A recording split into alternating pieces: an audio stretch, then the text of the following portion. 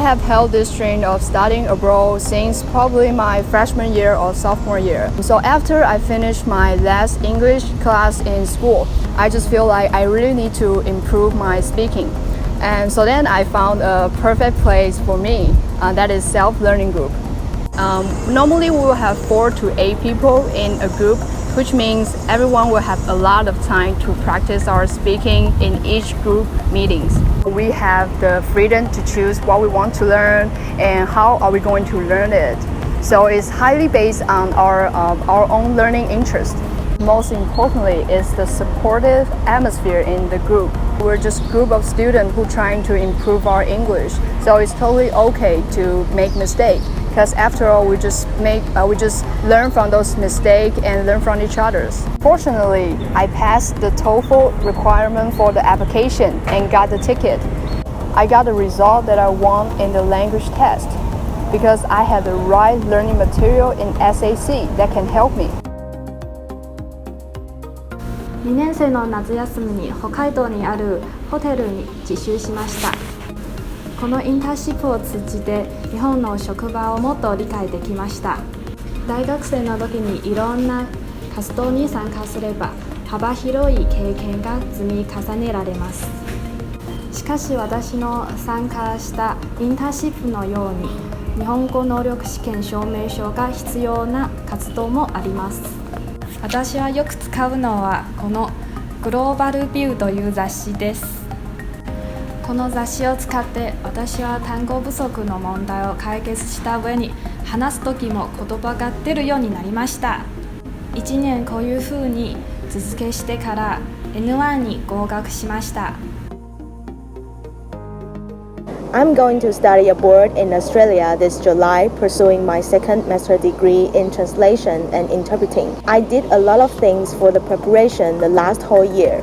Besides applying affairs, I think the most important thing is the language test IELTS. From my experience in preparing IELTS, I would recommend you to get familiar with the type of the question first, so that you would have to get some reference books to guide you how to prepare at the very beginning. In this case, the Self-Learning Center SAC will be your best choice. They provide lots of language learning materials such as English and Japanese magazines, IELTS, TOEFL, and TOEIC reference books. You can use the learning materials for free, and you can choose which one you would like to use. For the IELTS speaking part, I will recommend you to go SAC for the language consultation. You can have a conversation or free talk, or even have the model test with the language consolator.